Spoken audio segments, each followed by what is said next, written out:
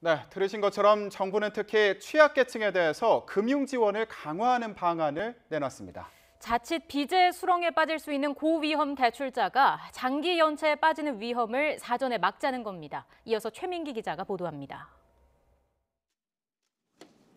정부는 가계부채 위험이 사회 전체로 퍼질 가능성은 적다면서도 빚을 갚기 어려운 취약계층에 대해선 선제적인 지원이 필요하다고 진단했습니다. 그 대표적인 계층이 자영업자입니다.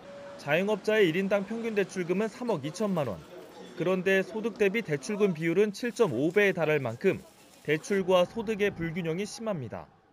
개인 사업자 대출에 더해 따로 가계대출까지 빌린 경우는 전체 자영업자의 80%를 넘는 데다 문제는 이들이 7에서 10등급 저신용이거나 8% 초과 고금리 대출자인 비율이 특히 높아 부실화할 우려가 크다는 겁니다.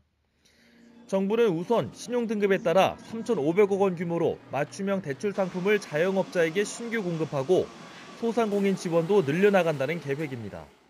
본격적인 금리 인상 국면에 접어들 경우에는 금리 변동에 취약한 고위험 가구와 자영업자의 어려움이 가중될 수 있어 보다 세밀한 관리가 필요합니다.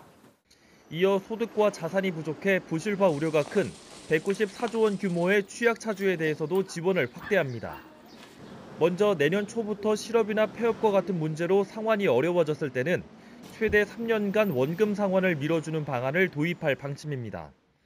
또 주로 거치식이지만 금리가 높은 제2금융권 주택담보대출의 경우도 장기 고정금리로 나눠내면 1금융권 수준의 저금리로 갈아탈 수 있도록 관련 모기지 상품도 내년 초쯤 출시할 예정입니다.